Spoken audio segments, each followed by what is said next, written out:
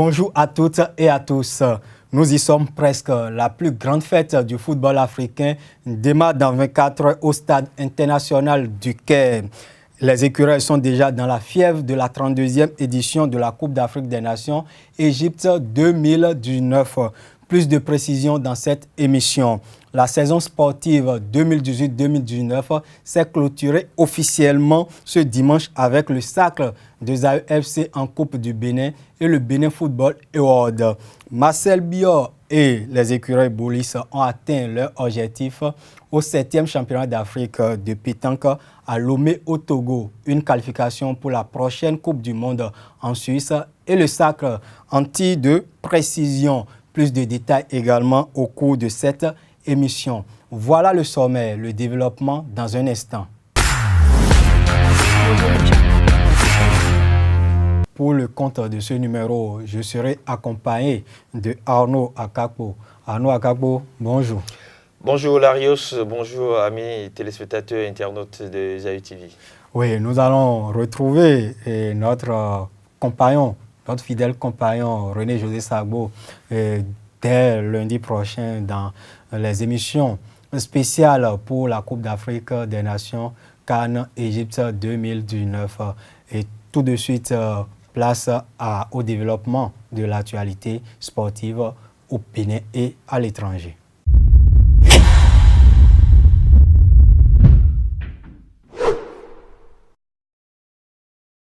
L'actualité oblige. Démarrons par les nouvelles de la Coupe d'Afrique des Nations CAN Égypte 2019. La plus grande fête du football africain s'ouvre dans 24 heures au Caire en Égypte. Les pharaons de l'Égypte affrontent en match officiel d'ouverture les guerriers du Zimbabwe. Le septuple vainqueur de la Coupe d'Afrique des Nations avec sa vedette Mohamed Salah, pas favori de sa CAN. Cependant, le sélectionneur mexicain de l'Égypte, Javier Aguirre, reste focus sur le match inaugural. Il est au micro de nos confrères de la Radio France Internationale, RFI.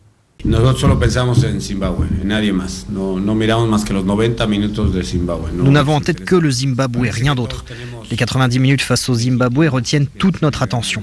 Avant d'attaquer la compétition, les 4 équipes du groupe ont la même aspiration à finir à la première place. Rien n'empêche à aucun de nous de se sentir les plus forts. Cela dit, avoir dans ses rangs le meilleur buteur de la Première Ligue est un luxe pour l'Égypte.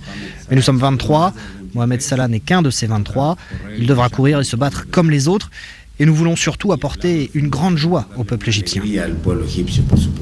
Les écureuils du Bénin sont déjà dans la fièvre de cette Coupe d'Afrique des Nations qui est déjà historique. La première qui sera jouée à 24 nations.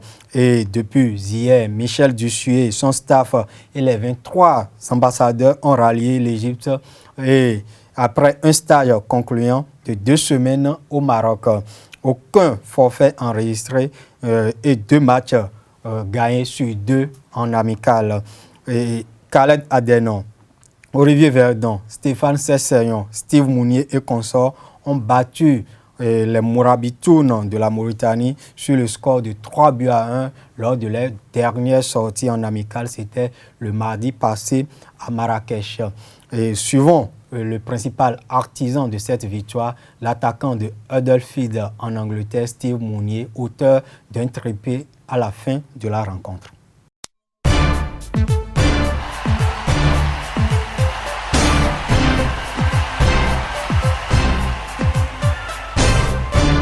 La CAN maintenant, elle est là.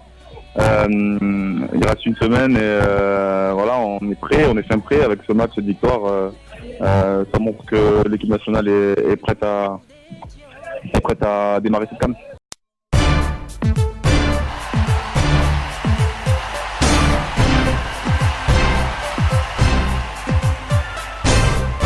Bien sûr, la première victoire et après on va voir, on va essayer d'enchaîner. Mais l'objectif c'est vraiment de rapporter des points au Bénin, de rapporter une victoire au Bénin tout d'abord et après on va essayer de passer les poules.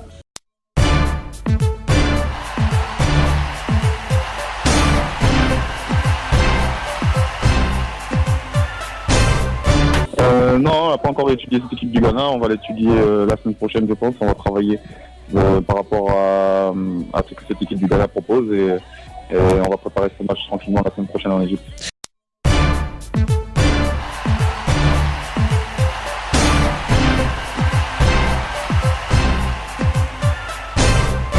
Voilà, on a besoin du soutien de tout le monde.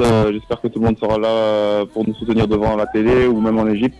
Et on essaye au quotidien de rendre heureux le peuple béninois. Là, avec ces 2 matchs amicaux, ces 2 victoires, on a montré qu'il y avait beaucoup d'envie et qu'on voulait réaliser de belles choses durant cette CAN. Et on espère qu'on aura tout le soutien du peuple béninois.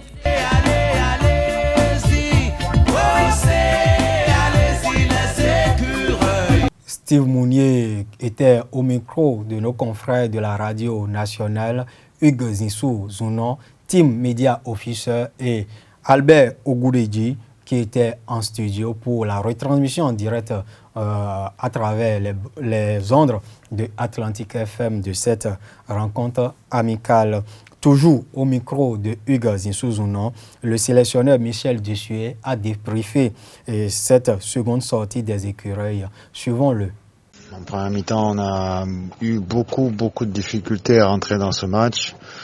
Peu de volume de course, peu d'agressivité. On a souvent été débordé par des Mauritaniens qui étaient très en jambes et très mobiles.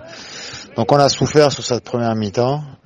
Bon, comme le football est parfois cruel, on marque sur un coup de pied arrêté, mais on mérite pas sur la physionomie de cette première mi-temps. Après, sur la seconde mi-temps, les débats sont quand même un peu équilibrés. On est monté un peu en puissance, donc ça a équilibré les débats. Et bon, au final, même s'il y a toujours mieux à faire, parce que sur la faute avant le penalty, voilà, ce sont des choses qu'on peut éviter. On n'a pas très bien géré le jeu long de l'adversaire. Mais dans l'ensemble, ce qu'il y a de positif, d'abord, c'est de gagner les matchs parce que c'est toujours bon pour le moral. Ce qu'il y a de positif, c'est qu'on ait marqué 3 buts parce que ça fait longtemps. Et ce qu'il y a de positif, c'est la réaction globalement en seconde mi-temps. Voilà, donc il y a des points positifs à dégager. Après, voilà, il faisait chaud aujourd'hui. Je pense que c'est ce qui explique un peu la difficulté qu'on a eu à rentrer dans cette partie.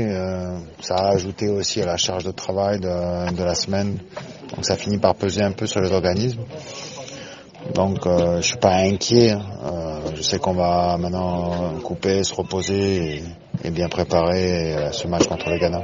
Merci beaucoup, Michel. Ouais. Nous sommes déjà dans le bain de la plus grande messe du football africain, la plus prestigieuse des coupes sur le continent en matière de football va être mise sur le rectangle vert dès demain à 21h dans cette rencontre d'ouverture face du pays hôte, l'Égypte, face aux Warriors du Zimbabwe. Ah oui, je présume, ce sera une belle CAN parce que on attendait depuis où la compétition a été préparée demain. Donc la fièvre est déjà là. Je pense que au pied des pyramides de Gizeh et autres, les gens vont pouvoir savourer cette belle fête-là. Maintenant, les écureuils sont déjà dans cette fièvre-là parce que ça a commencé petitement. On se demandait de quoi ces écureuils-là seront capables. C'est vrai aussi que les matchs amicaux ne valent pas la compétition. Mais toujours est-il que cela donne un peu du baume au cœur. Tout le monde qu'on peut souhaiter à une équipe, c'est de pouvoir remporter. Parce que quand vous remportez des matchs amicaux, vous préparez la suite dans la sérénité. Donc c'est ce qu'on peut souhaiter. Le Bénin qui fait 2 matchs amicaux, 2 victoires contre des équipes qui ne sont pas des moindres. La Guinée quand même. Oui, c'est vrai, on va me dire que Naby Keïta n'était pas là, mais c'est la Guinée. La Guinée qui a des qualités. La Guinée qui a, si vous suivez cette rencontre-là, des joueurs techniciens. Oui, en milieu de terrain, en défense, on n'envoie pas les ballons comme n'importe comment. Le Bénin a dominé ce match-là. On peut dire que le dispositif défensif de Michel Dussuet pour cette CAN, parce qu'on a vu une équipe alliée dans un schéma de 5-4-1 avec Steve Mounier qui est surtout pour le second match. Surtout qui est à la pointe de l'attaque béninoise. Steve Mounier qui a marqué pour tout 4 buts.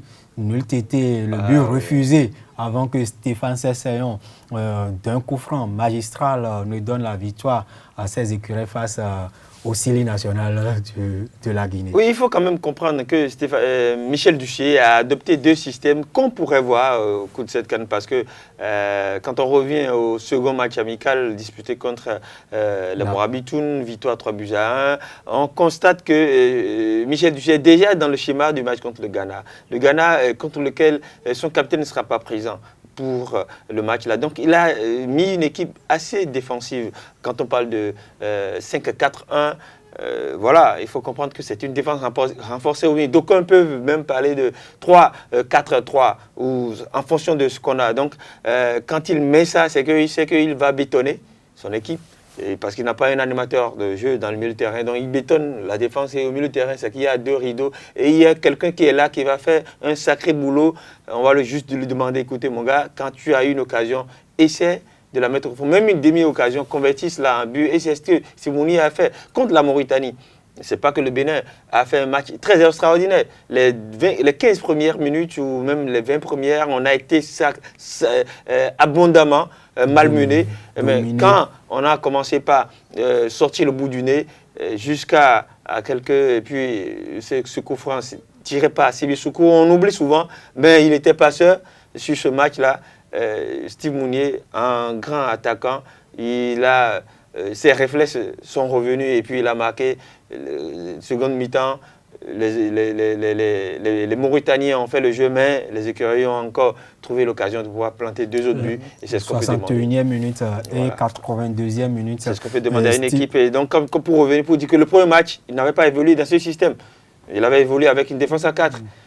En mettant ses ailes au milieu pour déjà voir ce que ça peut donner pour les matchs qui vont venir. Les deux autres matchs où il sera dans le jeu. Donc, il a essayé de gérer avec et sans s'essayant pour pouvoir mettre son système en place. Oui, un stage abouti pour les écureuils à Ifran et puis à Marrakech au Maroc, puisqu'on n'a pas constaté de blessures, pendant que d'autres sélections qui vont participer à cette compétition sont déjà orphelins de quelques joueurs blessés lors de la préparation. Maintenant, revenons sur cette rencontre d'ouverture entre l'Égypte et le Zimbabwe.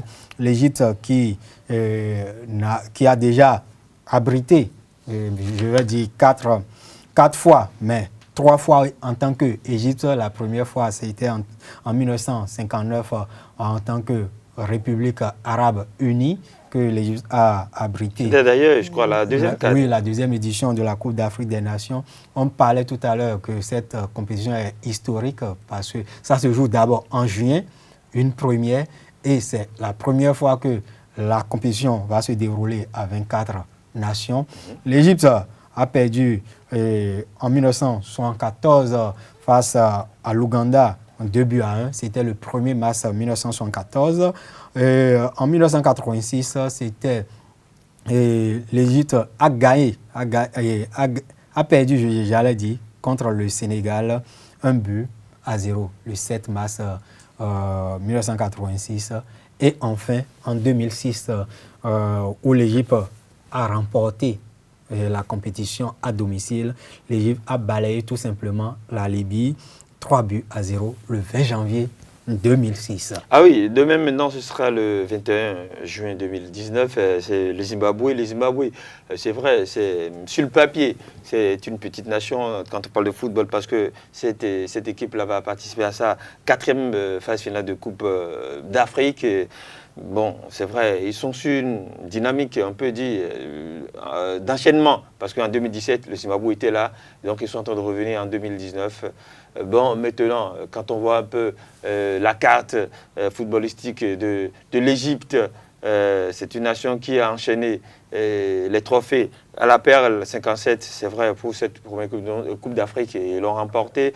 Il y a eu une période de disette, mais quand on voit un peu cette carte de visite des joueurs, notamment avec sa tête de gondole, j'allais dire, Mohamed Salah, comparé aux Zimbabwéens, on peut dire que les Égyptiens partent favoris pour ce match-là. Seulement que les Zimbabwéens vont jouer sans pression parce que ce n'est pas leur CAN, c'est la CAN de l'Égypte, c'est la CAN de Mohamed Salah. Et donc c'est là que on pourrait voir un peu aussi comment est-ce que cette Égypte-là va pouvoir s'en sortir par rapport aux Zimbabwéens. Oui, merci. Nous allons poursuivre cette émission en entendant revenir, comme je l'ai dit tout à l'heure, sur la CAN dans des émissions spéciales ici à Esaü TV, www.esautv.bj. La saison sportive s'est clôturée le dimanche dernier avec le dernier match de la Ligue de football du Bénin. C'est la finale de la Coupe du Bénin 2019 et une formation a inscrit son nom en lettres d'or au palmarès de cette compétition et c'est bien sûr Esaü FC. Esaü FC a remporté donc la Coupe du Bénin 2019 en dominant en finale au stade René Pleven de Cotonou, l'association sportive du port autonome de Cotonou ASPAC, 2-1 au thème d'une seconde période aboutie. Et voici le résumé ou le reportage de cette victoire historique de la formation universitaire. Marcel Dandinou et ses coéquipiers ont connu une entame de finale tout aussi parfaite que la fin du temps réglementaire. Dès les premières secondes, ils ouvrent la marque grâce à Emmanuel Samuel à la suite d'un excellent travail de Michael Dosso sur le flanc gauche de l'attaque. C'est son 3e but en 4 matchs de la Coupe du Bénin.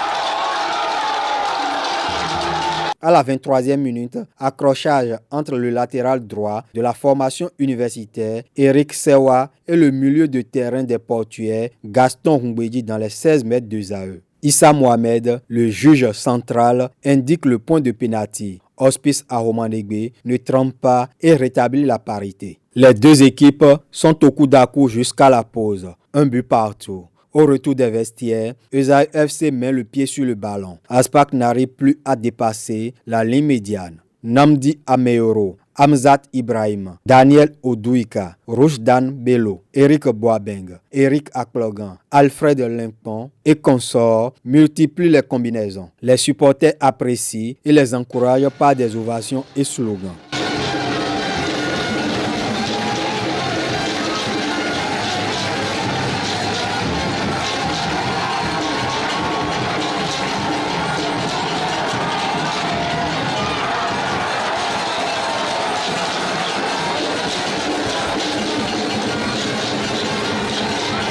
À 6 minutes de la fin du temps réglementaire, Alfred Limpon offre la victoire à Esaü en reprenant au second poteau un coup franc de Eric Boabeng.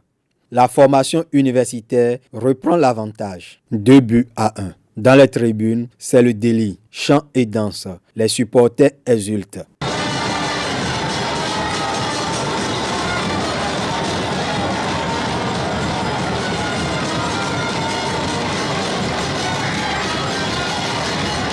Après 4 minutes de temps additionnel, le score ne va pas évoluer. Esaü Football Club entre dans les annales du football béninois et devient le 12e vainqueur de la Coupe du Bénin.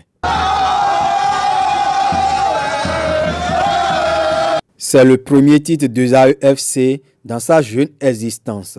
C'était équilibré en première partie, mais en deuxième partie, on a pris de l'ascendance parce que en deuxième partie, on a changé notre façon de jouer. Ils jouaient à 3 derrière, donc j'ai demandé à mes avants de rester sur les 3 défenseurs.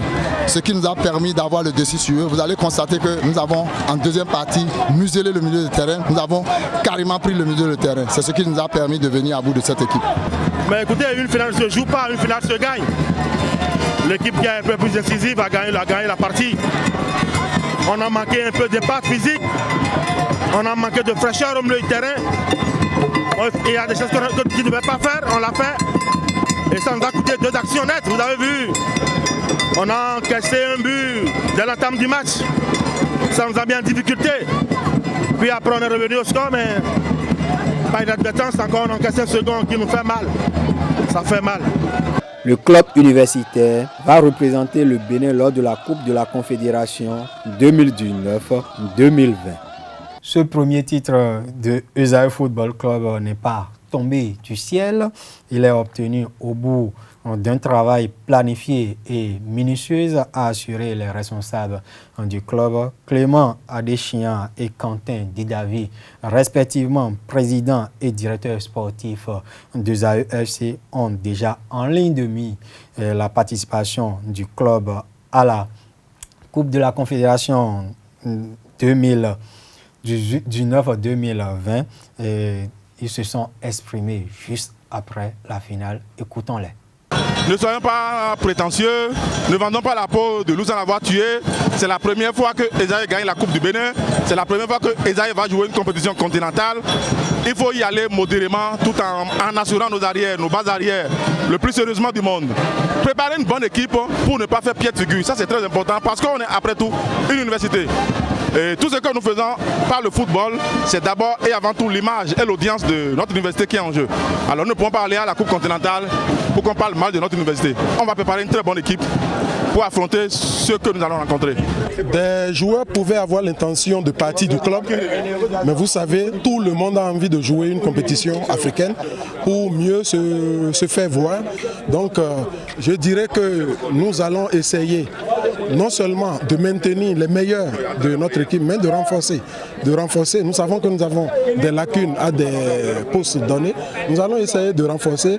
Et puis, figurez-vous, avant qu'on ne joue cette finale, le Fondé et moi, on s'est vus à plusieurs reprises et on s'est posé la question de savoir si Esaü était prêt à participer à la compétition africaine. C'est après le oui des deux parties que nous sommes engagés pour jouer à fond cette finale. Que vous souvenez que nous étions qualifiés pour la finale depuis. Donc il ne servirait à rien de gagner la coupe sans bien représenter le Bénin. Nous ferons de notre mieux pour que Esaü, sur le plan marketing, soit connu de toute l'Afrique en particulier, mais de tout le monde en général. Bon, Esaü qui remporte, on avait pris le pari devant témoins, devant les internautes ici, que Esaü allait ravi.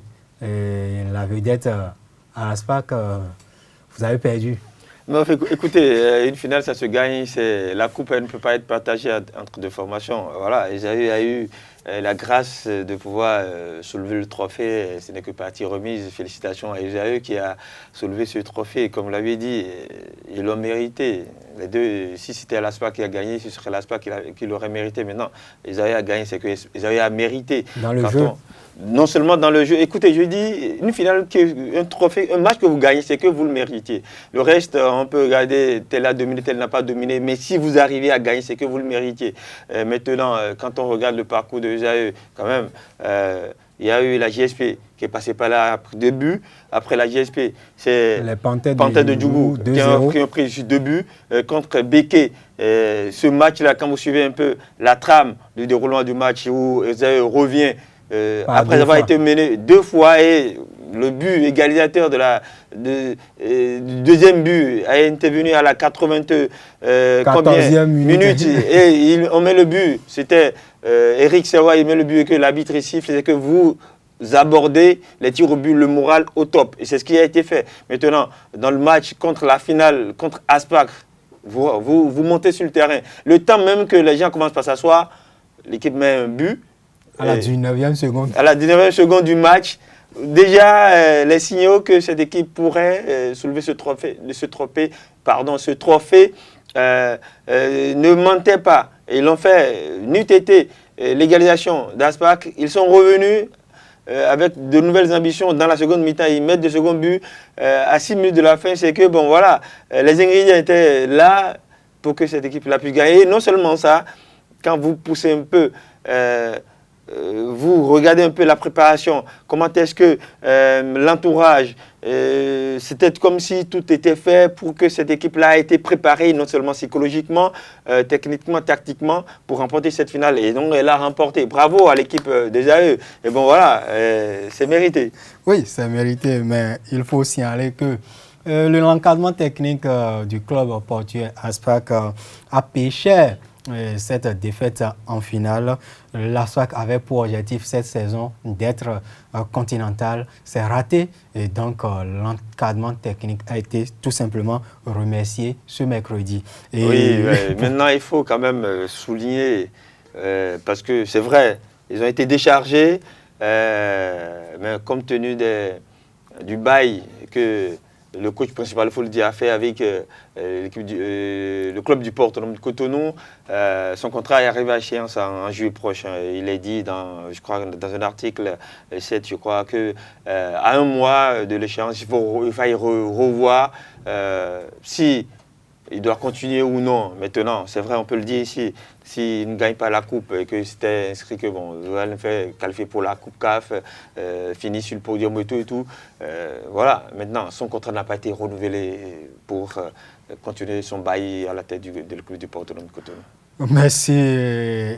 Comme à la fin de toute saison, ce qui se fait de mieux sous d'autres cieux, c'est de récompenser les meilleurs de la saison. Et pour la première fois de l'histoire, la Fédération béninoise de football a sacrifié à cette tradition en récompensant dimanche dernier, quelques heures après la finale de la Coupe du Bénin, les meilleurs acteurs du Courant au thème de la saison 2018-2019, des meilleurs buteurs de la Vitalor Ligue 1 et Ligue 2 aux meilleurs partenaires de la Fédération béninoise de football, en passant par le joueur béninois évoluant à l'étranger. Les récipiendaires sont partis avec des trophées et enveloppes financières. Voici le compte rendu de cette soirée de distinction. Le dimanche 16 juin 2019 est désormais inscrit en lettres d'or dans les annales du football béninois. La fédération a reconnu le mérite des meilleurs de la saison 2018-2019. Une première. Ce genre d'événement n'existe pas. Quand je suis arrivé au ministère du Sport en 2016, il n'y avait aucun événement sérieux qui récompensait les efforts de nos sportifs. Nous avons initié, vous le savez tous, le Gala des champions et les médailles ont explosé. Et nous avons fait toute discipline sauf le football. Et votre comité, votre jeune comité, que nous avons soutenu, que nous allons continuer à soutenir, qui a à peine quelques semaines, quelques mois d'exercice, a eu le génie d'initier cette soirée pour récompenser les clubs de Ligue 1, 2 et 3 de football. Le champion du Bénin Buff FC a reçu le trophée de premier de la Vitalor Ligue 1, plus une somme de 10 millions de francs CFA. Son défenseur central et capitaine, Nabil Yarou, est désigné meilleur joueur du championnat avec une enveloppe financière d'1 500 000 de francs CFA. Les attaquants Mohamed Saka de Beke FC et Saliou Idrissou des Panthères FC, comme meilleur buteur du championnat avec 14 buts, sont repartis avec 1 million de francs CFA chacun. Le prix du meilleur entraîneur de la Ligue 1 a été décerné à Stanislas Akele de l'AS Tonnerre de Boycon, 3e du championnat. En Ligue 2, Dynamo de Parakou, le champion, le meilleur entraîneur Patrick Agbenou de Real Sport de Parakou, le meilleur buteur ont été également honorés lors de la première édition de Benin Football Award. Le trophée du joueur béninois évoluant à l'étranger de l'année est revenu à Olivier Verdon. Son capitaine en sélection, Stéphane Sessayon, a été aussi récompensé, de même que le sélectionneur Michel Dussuet. Je voudrais vous dire un grand merci pour toutes les personnes qui m'ont désigné comme meilleur entraîneur de l'histoire du football béninois. C'est une grande fierté pour moi et un grand honneur. Donc aujourd'hui, je suis, même si je suis loin, je suis en pensée avec vous. La Fédération béninoise de football a décerné également des trophées spéciaux à ses partenaires et à l'ancien capitaine des écureuils, Jean-Marc Adjovi Bokor, pour leur accompagnement. Le médiateur des présidents de la FIFA et de la CAF, Jacques Anouman, et le directeur régional de la sous-division Association membre de la FIFA pour l'Afrique et les Caraïbes, Véron Mosengo Omba, ont rehaussé de leur présence la soirée de distinction. une soirée de distinction, une très belle initiative de la Fédération béninoise de football. C'est la preuve que le football béninois, depuis le 25 août 2018, a pris réellement son envol. Ah oui, vous avez si bien fait de le rappeler parce que depuis cette date-là, le patron du comité exécutif de la fédération pose des actes, il pose des pas qu'on pourrait qualifier, qu'on peut louanger, d'accord, parce que c'est rare de le voir. On a vu des présidents passer par ici, on a vu des gens diriger ce comité exécutif-là, mais presque jamais. Ces actes-là qu'il a eu à poser, on les a vus. C'est l'une des rares fois qu'on a vu les subventions arriver à temps au cours de la saison. C'est l'une des rares fois qu'on a vu que le championnat a été lancé, joué, c'est vrai, avec des flottements, on en a déjà parlé, mais c'est allé à son terme et le champion a été connu au terme de la saison. On a vu comment les décisions ont été prises, les arbitres, c'est vrai, il faut toujours revenir sur ça, sanctionner, mais ça a été fait. Et donc, organiser des awards, c'est vrai qu'au début de la saison, ça n'a pas été dit, mais organiser des awards à la fin pour récompenser les meilleurs, vous savez ce que ça peut faire, comprendre qu'à la fin, ça peut motiver d'autres. Ça motive beaucoup et on se dit, la saison prochaine, il faut que je fasse tout pour, si c'est un partenaire qui a pris, il faut que je fasse tout pour pouvoir remettre, garder ce trophée. Si c'est un concurrent, attention, il a fait que moi-même, il faut que ça va peut-être encore attirer d'autres joueurs dans le championnat. Parce que quand vous prenez la Ligue 2, par exemple, c'est un étranger, d'accord, qui a soulevé... C'est un Nigérien, Ouché, voilà, d'Espoir de Savalo, avec 22 réalisations. Voilà, donc ça peut ouvrir la porte à d'autres pour dire, attention, au Bénin, quand tu gagnes, tu as quelques millions de francs. Je crois qu'il a pris 1 million de francs CFA. Si un joueur peut finir avec 1 million de francs CFA juste parce qu'il a mis des buts au fond, alors les gens vont comprendre. Vous voyez un peu ce que ça peut... Les gens vont rivaliser. C'est-à-dire intéressant qu'il y a des cérémonies de gratification, de distinction pour... Ne serait-ce même pour désigner les meilleurs, c'est déjà très important. C'est très important et comme vous l'avez dit, ce n'était pas annoncé à l'entame de la saison, cela a été mijoté peut-être au cours de la saison ou vers la fin de la saison. Et on a noté cependant quelques ratés. Par exemple, le vainqueur de la Coupe du Bénin et l'équipe finaliste n'ont pas été pris en compte alors que la saison 2018-2019, l'histoire retiendra que Esaïe Football Club a remporté la Coupe du Bénin, tandis que le champion en titre, Buff SC Tuborgou, a remporté le championnat. On a récompensé les 3 premiers de la Vitalo Ligue 1 du championnat. On laisse sur le carreau les finalistes de la Coupe du Bénin, notamment l'équipe vainqueur de cette coupe. Oui, c'est là où il y a eu un peu d'approximation. C'est sûr que c'est de la précipitation, comme je le disais tout à l'heure. Ça n'a pas été dit au départ qu'il y aura une cérémonie de distinction des meilleurs à la fin.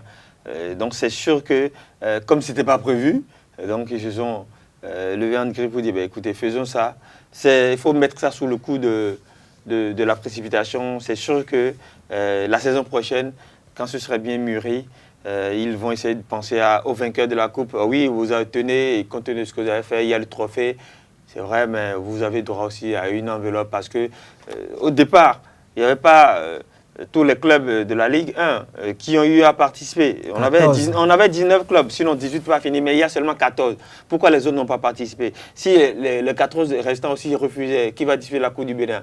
Donc ceux qui ne serait-ce ont participé à la Coupe à côté du trophée, remettez-leur aussi, ne serait-ce quelque chose, même si c'est une prime pour juste les récompenser, enfin leur trois ça. J'estime que c'est une erreur, c'est une petite erreur qui sera corrigée d'ici là. On ne va pas attendre peut-être la saison prochaine, vu que le club va participer, va représenter le Bénin à la Coupe de la Confédération. On a vu ce qui a été fait la saison écoulée, je vais dire la saison 2000. Oui, non, sur cela, je n'en doute pas. Ce qui est sûr, il y a eu un accompagnement, la saison écoulée, Énergie en a bénéficié, les Buffles également. Donc oui, il n'y a aucun doute que cette année, qu'on ne revienne pas pour accompagner ces clubs-là. Je parle d'accompagnement pour accompagner ces clubs-là pour ces compétitions africaines, parce qu'au-delà de tout, au-delà du nom, d'accord, de ces clubs, au-delà de leur palmarès qui seront désormais garnis, ces clubs-là représentent le Bénin et le drapeau, sinon les drapeaux, les couleurs du Bénin seront hissées. Et donc, un petit accompagnement à ces clubs-là et beaucoup plus l'image du Bénin sera rehaussée. Oui, quelques jours avant cette soirée de distinction, les Buffles ont remporté, comme nous l'avons dit tout à l'heure, le championnat. C'est leur deuxième titre de suite en étriant lors de la 38e et dernière journée Soleil FC 3-0 à domicile au stade municipal de Parakou dans un duel à distance avec Béké FC qui était juste à 2 longueurs des Bovidés de Parakou. Le club paraquois ne pouvait pas rêver d'une meilleure entame de partie que cela. En 7 minutes, les Buffles, les poulains de Haruna Aminou ont tué tout suspense en inscrivant 2 buts coup sur coup. Jalili Bawa ouvre le score à la 6e minute de jeu sur un service de Eric Dupey. Dans la foulée de la relance du jeu, le passeur double la mise afin que Jalili ne revient pour signer un doublé à la 33e minute. Et le match a été plié ainsi pour les Buffles. Et les Buffles ont soulevé ce trophée qui a failli leur échapper. Voici les moments forts de cette rencontre au stade municipal de Parakou.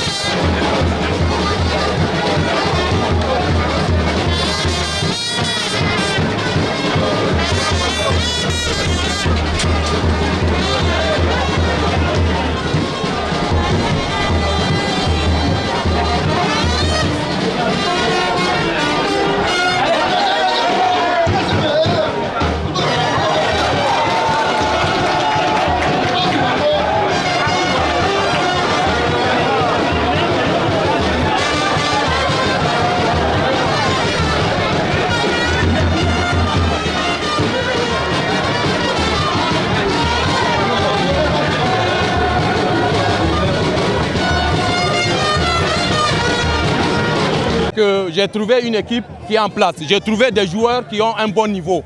Okay? C'est vrai, l'équipe traversait une certaine crise, mais on a su rapidement mobiliser les forces de cette équipe. On a su rapidement créer un état d'esprit de gagneur.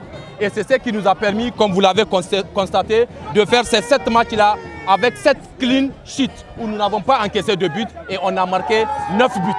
Donc vraiment, je félicite tout le monde, en tout cas pour l'apport à cette équipe-là pour atteindre cet objectif qui est de finir champion et de garder le titre. Buffle est encore champion pour cette saison sportive. Ça, c'est encore une autre paire de manches, la Champions League. Nous savons le niveau des équipes qu'on va rencontrer. Pour l'instant, laissez-nous savourer cette victoire sur Soleil et ce titre de champion. Ça, on va y penser également. Allez, merci coach. Allez, merci. Merci. Allez. Vous l'avez constaté, l'entraîneur nigérien ou le technicien nigérien des Buffles FC du Borgou est tout simplement aux anges. Il a dit qu'il veut savourer d'abord le titre de champion avant de penser aux préliminaires de la Ligue africaine des champions 2019-2020, puisque le club paraquois va représenter le Bénin pour la 2e saison d'affilée à cette compétition statutaire de la Confédération. C'est toujours bon d'avoir de la pérennité, d'accord, dans la participation aux compétitions africaines. Vous acquérez de l'expérience. Les Buffles, 2 années de suite, ont participé à cette compétition. Je suis heureux pour eux. Haruna Amidou doit être doublement heureux parce qu'il est venu finir un travail que quelqu'un a commencé. Bon, il faut le nommer, Bruno Goudio. Oui, bien sûr. Mourinho a commencé. Il est venu jouer 7 matchs.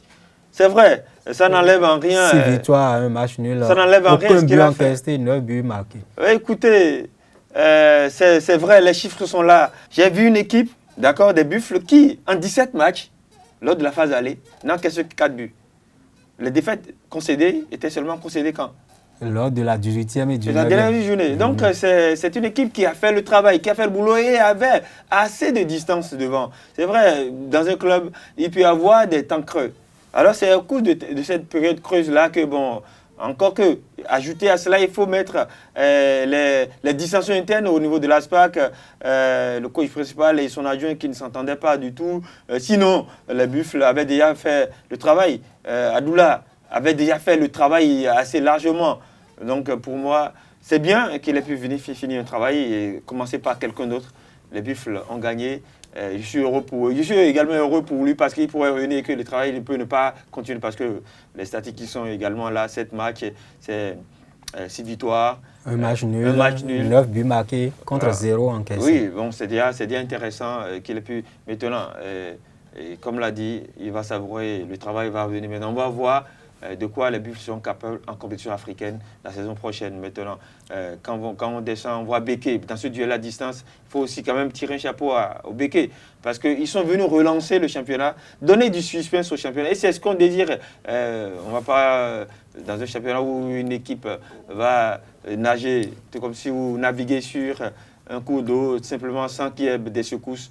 Il faut quand même qu'on le titille un peu et que les gens sortent le meilleur d'eux-mêmes. Oui, que les gens sortent le meilleur d'eux-mêmes. Et il faut rappeler qu'au classement final, les Buffles FC du Borgo ont terminé le championnat avec 65 points, 4 de plus que Béké FC, 61 points deuxième, et la Tonnerre de Boycon qui finit avec 53 points sur le podium. Esaïe Football Club reste à la 8e place avec 46 points au compteur. Et dans la zone rouge, la lutte a été aussi âpre jusqu'à la dernière journée. Et c'est Avrancourt Omnisport qui a payé le prix cher en descendant en 2e division dans une lutte où 5 équipes pouvaient encore descendre en Ligue 2. Il faut le dire, hein, je l'avoue, j'ai été très surpris de constater que Avrancourt Omnisport descend après ce match-là, parce que le match se disputait à Avrancourt sur le terrain du CSG. D'accord, je me disais que mais ce n'est pas possible que l'équipe d'Augustin Renwebla perde la face comme ça à domicile. Il leur fallait une victoire. Ils n'ont pas pu l'avoir contre Énergie. Franchement, je n'ai pas compris. Je le dis hein, très sincèrement, je m'attendais à ce que Avrancourt quand même gagne ce match. Un petit but, ils n'ont pas eu. C'était moi ma surprise de la journée. L'autre surprise, c'est aussi l'SVO. L'SVO qui devrait gagner ces deux derniers matchs pour espérer et se maintenir. Et le club de la Vallée l'a fait. Bravo au poulain de Marcelin Bokové, qui entre-temps en fait partie, Ibrahim Da Silva. Et justement, c'est face au nouveau club Ibrahim Da Silva que l'ASVO a assuré son maintien. Son maintien. Bon, voilà, c'est anecdotique.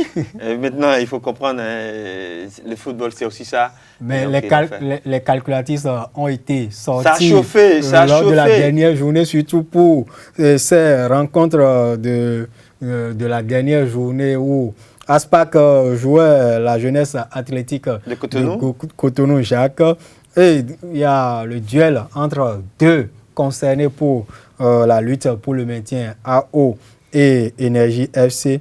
Et de l'autre côté, UPI, ONM qui recevait Dynamo Daboumé qui était déjà relégué avant cette rencontre. Et pratiquement, c'est vers les dernières minutes de cette rencontre que les décisions ont été prises. Oui, vous savez, quand vous jouez, que vous apprenez que telle équipe est en train de mener et que bon, on se disait que, attention, il faut forcer le destin. Et je me suis dit que, bon, voilà, c'est en ce moment que certains ont forcé le destin et dit attention, c'est notre dernière chance, c'est notre dernier souffle, il faut mettre ça dans la bâtisse. C'est comme, je le disais tantôt, le match Isaïe Béké. C'est-à-dire, on force et jusqu'à la dernière minute, on met le but salvateur et c'est arrivé. Quand vous suivez un peu ASBO, JSP, la JSP a mis le but de premier mi-temps. Il a fallu attendre la 84e ou 82e minute pour voir l'ASVO réduire la marque et prendre le déchu. Le déchu. Vous suivez le match Aspac, Jacques, premier mi-temps, c'était 0-0 jusqu'à la 60e minute. C'était 0-0, je crois bien. C'est comme ça que le premier but est venu et vers la fin, le second but est également intervenu. L'équipe UPI ONM également contre l'ASVO, c'était à domicile. Contre Dynamo. Contre Dynamo à domicile. Ils ont aussi fait l'essentiel, je crois, dans la première mi-temps. Ils ont essayé de mettre déjà 2 buts et je pense que c'était fini. Donc on peut quand même dire que, bon voilà, il y a certaines équipes qui ont eu chaud avant de... Parce que surtout le match Jacques Aspac, j'ai suivi ce match là où Aspac, on dirait que c'était... ils ont joué, mais c'était même leur finale qui jouait déjà parce que la première mi-temps, ils se sont donnés à 100%. Mais après, bon, peut-être ils se sont dit que, bon, c'est quoi, on n'a plus rien à cirer, il faut laisser quelques munitions pour la finale, essayer histoire d'aller jouer bien la finale. Malheureusement, bon, voilà, ça n'a pas payé. Bon, bref, oui. C'est ce que je retiens, c'est qu'il y a des équipes qui étaient promues et qui jouaient la première fois la première division, ASVO. Non, bon, je parle des équipes qui jouaient pour la première fois la première division, ASVO et puis ONM, qui sont maintenues. La GSP, qui est descendue en temps, qui est revenue et qui est également maintenue contre certaines équipes qui descendent depuis très longtemps, ASVO, AO, Dynamo qui descend, Assos aussi qui descend, c'est un peu là... et Soleil aussi qui descend, c'est un peu ces équipes-là que je dis, mais attention. Et pour conclure avec la liste des équipes qui vont jouer en deuxième division l'année prochaine, il y a l'AS Police qui a été disqualifiée dès la 15e journée du championnat. Et le meilleur buteur ou le meilleur joueur, j'allais dire, de la Vitalor Ligue 1, Nabil Yarou, capitaine et défenseur central des Buffs FC du Borgou, n'a plus la tête au buffle. Il envisage aller monnayer son talent sous d'autres cieux. Suivons-le. Oui, effectivement, c'est maintenant mon objectif que je me suis fixé. Après avoir donné 2 titres au Buff, je n'ai plus la tête dans le Buff pour la saison prochaine. Voilà, coûte que coûte, ce qui va se passer, je ne compte plus faire mon parcours dans le Nord encore. Vraiment, je préfère aller dans le continent, en Afrique ou en Europe, montrer de quoi je suis capable. Surtout, continuer par travailler d'abord, ça va payer. J'en suis sûr et certain. La situation, on n'en manque jamais. On n'en manque jamais. Donc, l'heure de Dieu est la meilleure quand même. En Ligue 2, Real Sport et Dynamo se sont neutralisés 0 but partout dans le derby de Parakou. Plus qu'un derby, c'était une rencontre décisive pour les 2 places pour la montée en Ligue 1. Et un point permettait, avant cette rencontre, un point seulement permettait aux 2 formations d'occuper ces 2 premières places. Et cela a été fait au bout d'un match sans rythme, un match sans rythme, sans un véritable engagement. On a posé la question aux 2 entraîneurs au thème de cette rencontre. Est-ce un match arrangé? Suivons leur réponse. L'important, c'est que je me retrouve en première division, que l'on soit champion ou que l'on soit deuxième. C'est que l'on se retrouve en Ligue 1. C'est ça d'abord qui est important. Et tout le reste viendra par le travail. Voilà. Pas arrangé. Ce n'est pas un jeu arrangé. On a essayé de faire du mieux. Pouvoir avoir 2 équipes de Parakou en première division. Ce n'est pas arrangé. On a essayé de jouer. La Ligue 2, Anou Akapo, la Ligue 2, cette ligue qui a été plus spectaculaire que la Ligue 1, qui a offert plus de plaisir au féru du football s'est achevé avec ce match nul au stade municipal de Parakou entre deux clubs de la cité de Kobourou. Un nul qui bloque la montée en première division d'Espoir FC de Savalo qui, au même moment, battait sur le stade des Collines Taneka de Djougou 5-1. Oui, il faut quand même dire que vous avez souligné tout à l'heure que le match Real Parakou et puis Dynamo, il n'y avait pas de rythme. Vous avez aussi précisé que c'était un match où les deux équipes n'avaient besoin que de points. C'est vrai, ils étaient assurés avant cette journée-là de disputer la première division s'ils finissaient comme ça. Et que Dynamo avait déjà le titre, avait déjà quasiment le titre parce qu'avec sa meilleure attaque était devant. Maintenant, vous pensez que dans ce match-là où vous allez à l'abordage et que pour rien du tout, vous encaissez un but, alors qu'en embuscade, il y a espoir. Qui en cas de victoire, lâche victoire. Ce qui a été fait, pour vous soufflez la deuxième position. Et donc, c'est justement pour ça que les deux équipes ont joué frais en main, histoire de ne pas prendre assez de risques. C'est vrai, ça peut sembler à ce qu'on appelle les matchs à arranger parce qu'on sait que, bon, voilà, on n'a plus rien à perdre. On a tout à gagner en se regardant en chien de faïence.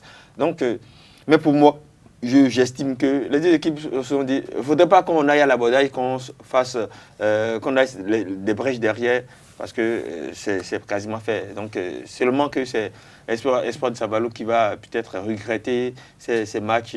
Surtout le match nul de la journée. Deux journées avant, de la 36e journée dans le derby des Collines contre Delta. Delta, un club qui était déjà relégué. Il faisait nul. C'est là où ils ont déjà raté la course pour le titre Espoir de Savalo. Pour ce qui est de la relégation ou les clubs qui sont descendus en 3e division en Ligue 3 à la fin de cette saison 2018-2019. On a Delta FC de Glazoué, Akanké de Tcheti, et Mamba Noir, et UNB GSA et JSO, Jeunesse Sportive d'Agonli et JSO, Jeunesse Sportive de Ouida. C'est une question de jeunesse, donc peut-être qu'ils iront prendre de l'expérience en Ligue 3 et pourquoi pas revenir après. Il faut dire que ce ne sera pas du tout facile pour eux en Ligue 3 parce qu'en Ligue 3, la saison a été également très disputée à ce niveau et c'est pour l'instant, selon la décision prise par la Ligue de football professionnel, c'est Éternel Omnisport du président Firmin Aklogan et Entente FC de Candy qui vont monter en Ligue 2. Mais ce que ne digère pas l'USB, l'Union Sportive du Borgou, ce club qui a fait un parcours presque sans faute dans ce championnat et qui a la dernière journée lors de cette rencontre qu'il a mis aux prises avec Éternel Omnisport sur le stade municipal de Parakou.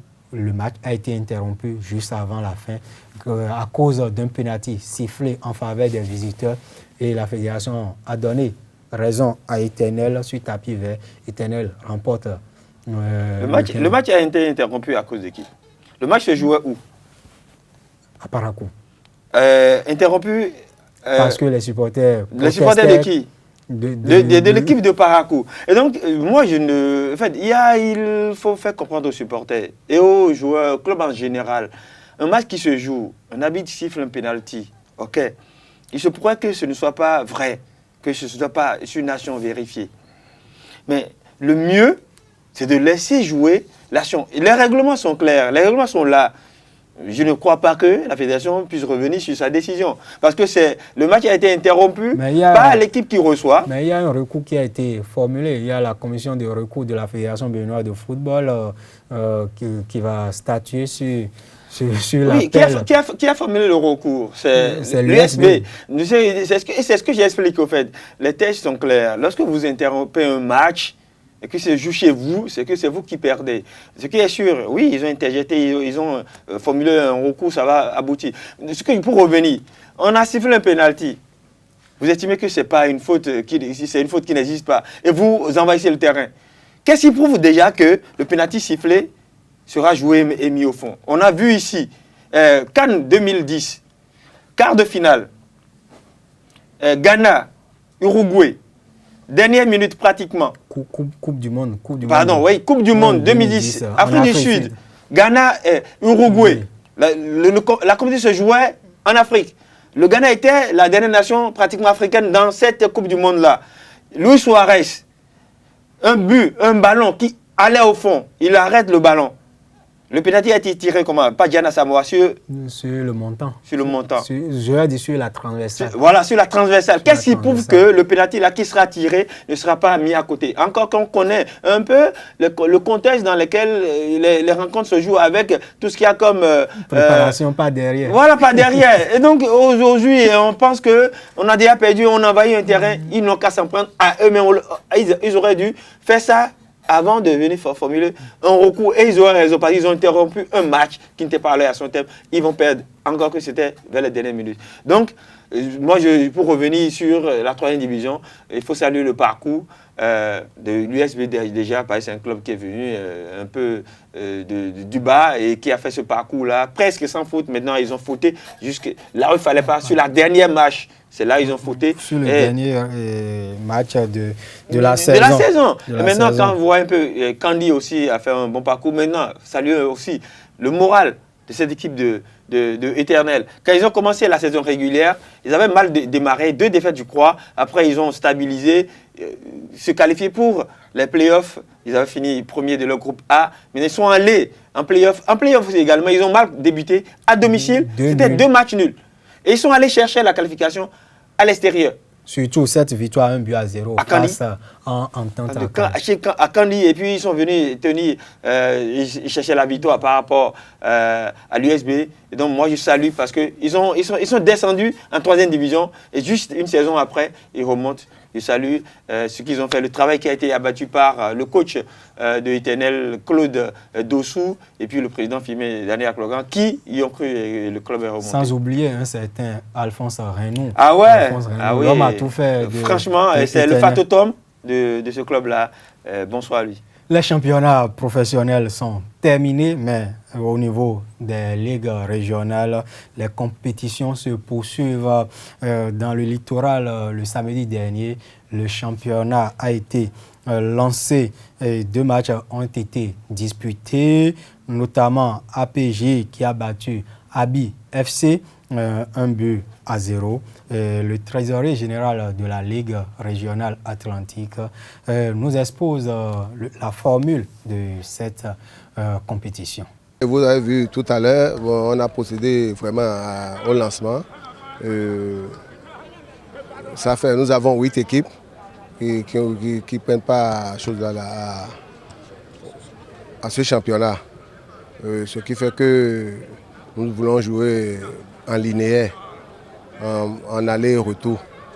Donc 2 équipes seront qualifiées pour la phase finale où on va jouer le play-off avec les autres qui sont qualifiés dans les autres ligues pour sortir 2 équipes enfin qui vont monter en 2e, en 3e division. C'est ça notre objectif. Parlons à présent de la gymnastique. Léonide Isidore Gbagidi a été plébiscité pour la 3e fois de suite à la tête de la Fédération béninoise de gymnastique. L'Assemblée générale de renouvellement des instances dirigeantes de la Fédération a eu lieu le samedi dernier à l'auditorium Marius Francisco du Comité national olympique et sportif béninois. Compte rendu. 25 voix obtenues sur 25. Léonide Isidore Gbagidi reçoit à l'unanimité l'onction des délégués pour gérer la gymnastique béninoise pendant l'Olympiade 2019-2023. Pour ce 3e mandat consécutif, le président réélu veut relever ensemble avec les acteurs et partenaires le défi de la construction du gymnase national. Notre politique de formation va continuer, va s'accentuer. Notre politique d'équipement va continuer, va s'accentuer. Mais il y a un défi majeur pour nous, c'est notre politique domaniale. Réussir à avoir le premier gymnase pour la gymnastique. Parce que le palais que nous utilisons aujourd'hui, c'est Omnisport. Et il y a d'autres structures aussi qui demandent son utilisation. La gymnastique a besoin d'avoir un lieu ou plusieurs lieux de pratique dédiés parce que nos équipements coûtent cher, nos équipements sont lourds et quand on les installe, on les range, on les installe et on les range, c'est qu'au fur et à mesure, on les abîme. Le plébiscite du précurseur de la gymnastique au Bénin en 2011 n'est pas du fait de l'absence de challenger, mais plutôt le fruit du travail abattu durant les 4 dernières années avec son équipe. Risque, originalité et virtuosité constituent les fondamentaux de votre discipline. La maîtrise de chacune de ces dimensions vous ont permis d'avoir d'excellents résultats lors de vos dernières compétitions au plan continental. Et je vous en félicite. Vos athlètes nous ont rendus fiers de par leurs résultats. Nous vous encourageons sur cette lancée. On ne chante pas une équipe qui gagne, mais on peut se permettre de la réajuster pour plus de dynamisme. Je voudrais inviter vous tous de la famille de la gymnastique à vous mobiliser autour de ce comité et à travailler avec lui pour l'atteinte des résultats plus élogieux. J'invite les membres élus à faire vraiment équipe, à collaborer dans la vérité et la transparence et le fair play. Pour accomplir au mieux les projets de développement de la discipline, le président Isidore Gbagidi a nommé les membres de plusieurs commissions. Il est à noter l'adoption par acclamation des différents rapports de l'exercice 2015-2019. Rapidement, Arnaud Akakpo, un mot, le travail paye, on le dit. Et quand tu poses la question à un sportif à la fin d'une victoire, quel est ton secret? Il va te répondre, c'est le travail. Donc le travail abattu par Léonide depuis 2011 à la tête de cette fédération et 2015 pour son second mandat a payé une nouvelle fois. Oui, c'est le résultat de l'abnégation, c'est le résultat du travail. Et surtout quand on voit le mandat qu'il a achevé, on a constaté que c'est un aboutissement. Et donc il continue toujours, surtout que, vous voyez, les gymnastes étaient présents sur le continent, ils ont ramené des médailles au niveau des jeunes, au niveau aussi des seniors. Et donc c'est déjà très intéressant. Et donc oui, c'est normal que ces mandants puissent lui permettre de continuer ce travail-là parce que comme on le dit souvent, il ne faut pas... il ne faut pas changer l'équipe. Une équipe qui gagne et l'équipe à la tête de laquelle se trouve Léonide Isidore Gbagidi est une équipe qui gagne. Et c'est normal que le capitaine soit reconduit. Oui, une équipe qui gagne, on ne la change pas, mais on peut se permettre d'effectuer quelques réajustements. Et c'est ce qu'a fait les dirigeants de la Fédération béninoise de pétanque. La sélection a mené à Lomé au Togo. L'équipe nationale a remporté une médaille de bronze au 7e championnat d'Afrique de la discipline. Et le capitaine de la sélection, comme on le dit, la tête qui marche, le capitaine de la sélection, Marcel Bior, a remporté le sacre au niveau des tirs de précision. Et il faut dire simplement que le Bénin sera présent à la prochaine Coupe du Monde en Suisse. Et Arnaud Akakpo, encore les boulisses béninois. Et encore les boulisses béninois. Le sport boule béninois a le vent en poupe. C'est vrai qu'ils ont été par le passé champions d'Afrique du côté de Madagascar. Il y a eu une période de flottement. Vice-champion du monde en 2016, derrière les Malgaches. Justement. Et donc, voilà, justement. Et aujourd'hui, qu'ils reviennent sur la scène africaine de cette façon-là, en sachant qu'en ligne de mire, il y a une Coupe du Monde qui sera organisée, je crois, dans 2 ans au Bénin. On ne peut pas on ne peut que leur souhaiter une bonne continuation et saluer ce qui a été fait du côté de Lomé parce que ça booste le moral. À présent, passons au focus de ce numéro de Sport Plus.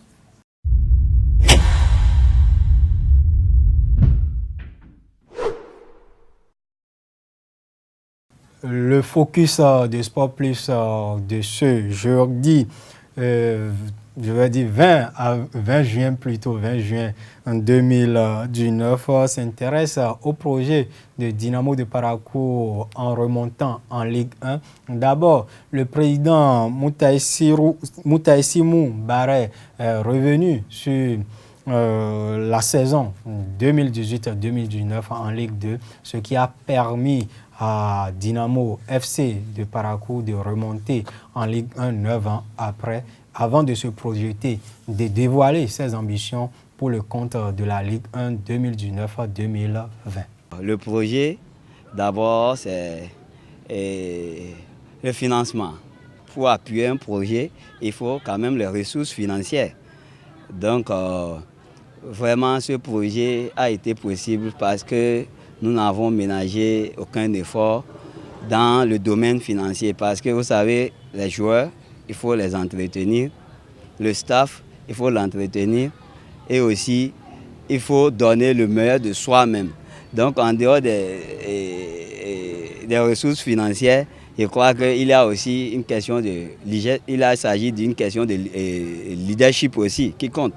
Parce que le jeune président que vous voyez est quelqu'un qui a un tempérament de gagnant, toujours un tempérament de gagnant. Donc, il propulse toujours l'avenir. Il n'entreprend pas pour faillir. Tout ce qu'il entreprend, ça lui reste toujours rose. Donc, je crois que c'est sur ça que le projet a été basé et aujourd'hui, nous sommes à son épilogue. Et la réussite est toujours au bout d'un chemin rocailleux, vous savez bien. Donc, toute réussite passe toujours par les difficultés. Et à côté d'une difficulté, il a toujours une facilité. Je crois que nous avons enduré tout le long de la saison et aujourd'hui, nous sommes en train de nous réjouir puisque les difficultés sont énormes. Vous savez, aujourd'hui, bon, il y a la fédération qui n'a pas oublié ses principaux acteurs à travers les subventions. Je crois que c'est déjà un ouf de soulagement de ce côté. Et aussi, vous savez, le football nécessite assez de moyens.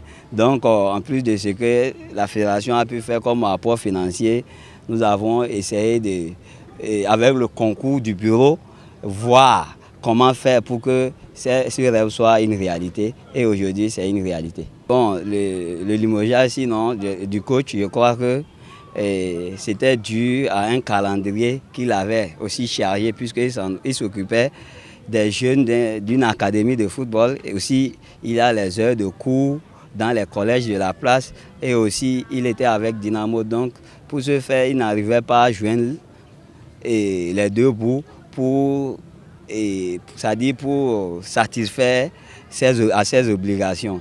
Donc, il a fallu vraiment prendre une décision courageuse pour le décharger de ses fonctions pour qu'on en arrive là. Mais c'est un monsieur que vraiment j'ai de l'admiration pour lui parce que c'est lui la colonne vertébrale de l'équipe même, puisque ça dit le recrutement, c'est passé par lui. La formation, parce que vous voyez, c'est rien que le football à la base qui nous a amenés à cette étape-là. Les jeunes que vous voyez n'ont jamais joué professionnel. C'est des joueurs que le coach Zamba a détectés dans les championnats du quartier, les championnats universitaires, qui aujourd'hui font la fierté de toute la ville de Parakou, de toute la jeunesse de Parakou. Donc ça fait tant d'autres parmi les difficultés que nous avons rencontrées au cours du championnat. C'est vrai, nous avons connu des phases de difficultés pendant les phases allées, mais le bureau s'est réuni au mercato et a pris certaines décisions, c'est-à-dire à passer par le recrutement des nouveaux joueurs pour enchérir l'effectif dont nous disposons et aussi créer plus de motivation aux joueurs. Vous savez, les joueurs sont comme les femmes. Quand vous créez la motivation nécessaire vous aurez toujours les résultats. Donc c'est ce que nous avons fait. C'est pourquoi je vous ai dit au début de cette émission que il s'agissait d'une question de leadership. Donc en fait, c'est le leadership du club qui a fonctionné. C'est pourquoi vous avez vu match après match, nous avons enchaîné les victoires et aussi visé tout droit vers les buts pour décrocher le titre de champion dont personne n'espérait. Parce que, vous savez, le Dynamo est l'invité surprise. Et au sommet du classement, personne ne s'attendait à ce sacre. Mais grâce à nos efforts, mon effort personnel et l'effort du groupe, je crois que nous avons pu parvenir à ce sacre. On dit souvent, qui veut aller loin ménage sa monture. Donc, je crois que c'est maintenant le travail veut commencer. Nous avons tourné une autre page de l'histoire du club et c'est une autre qui commence parce que je vous ai dit, je ne suis pas en train de faire un an de mon mandat et voici, je suis en train d'écrire une histoire du club parce que nous courons après la montée depuis environ 9 ans. Et je crois qu'en un an, c'est que les autres n'ont pas pu faire. Moi, j'ai pu le faire en moins d'un an. Donc, je crois que le temps nous donnera raison en Ligue 1, puisque je compte faire plus que ce que j'ai pu faire par le passé. Rapidement, une brève pour conclure cette émission. La journée olympique 2019 aura lieu le samedi prochain, comme cela est le cas depuis 60 ans, depuis plus de 60 ans, j'allais dire. Et c'est au Bénin, c'est le village SOS d'Abomey-Calavi qui va abriter les manifestations officielles de la journée olympique en 2019. Et cela va démarrer par un cross-country à partir de 7 heures. Et nous allons revenir pour vous donner des détails sur le déroulement de cette journée olympique 2019 au Bénin. L'information, nous l'avons eue de la part du secrétaire général du Comité national olympique et sportif CNOS Ben Fernando Ressou qui revient du Cap-Vert où il a préparé au premier jeu africain de plage à Salle et il va nous revenir certainement la semaine prochaine pour nous donner plus de détails sur cette compétition également. Et merci à Nouakapou. Nous avons été orphelins de René José Sabo pour ce numéro. René qui va nous revenir en pleine forme la semaine prochaine sur les émissions spéciales Coupe d'Afrique des Nations Égypte 2019 et sur Sport Plus. Oui, s'il n'allait pas du côté de l'Égypte, justement. À la précision. Oui, voilà, il va nous revenir. On sait son apport sur ce plateau-là. Mais avant de dire mot de la fin, il faut quand même deux informations rapidement. C'est Michel Platini qui a été entendu cette semaine par rapport à l'attribution de la Coupe du Monde au Qatar. Il a été placé en garde à vue. On a parlé du placement en garde à vue du président de la CAF. Il y a une semaine, si je m'abuse. Dans l'émission précédente. Voilà, et donc il faut qu'on reprécise aussi si Michel Platini aussi a été placé en garde à vue. Donc on parle de corruption. Donc lui, il a été placé en garde à vue du côté de Paris dans l'attribution du Qatar. Et il n'était pas seul, il y a aussi Claude Guéant, il était secrétaire d'État de Nicolas Sarkozy et les enquêteurs ont cherché à savoir ce qui s'est réellement passé parce que comment se fait-il le Qatar soirée de gala ou lors de ce dîner de gala où il a été décidé d'attribuer plus tard la Coupe du Monde 2022 au Qatar et non aux États-Unis, la Coupe du Monde 2018 à la Russie et non à la Grande-Bretagne. Voilà un peu. Maintenant, la dernière information, c'est bien sûr, on en a aussi parlé ici, il faut revenir, que Toronto Raptors, c'est du basketball NBA, la franchise de Canada a remporté son premier trophée O'Brien en 25 ans de saison, et notamment il y avait quelques Africains du côté de Toronto. C'était face à Steph Curry. Kevin Durant, c'est vrai, lors de cette finale-là, il a été blessé et il en a pour quelques mois. Et donc Pascal Siakam, Serge Ibaka ont remporté le titre NBA c'est rare de pouvoir le dire, donc il faut le préciser. Donc c'est Toronto Raptors qui a remporté NBA 2019 devant Golden State Warriors d'un certain Steph Curry et Kevin Durant, Klay Thompson, pourquoi pas. Merci à vous et nous descendons de ce plateau et merci à vous, chers amis internautes, de nous avoir suivis et restez fidèles au programme de ESAE TV, www.esaetv.bj.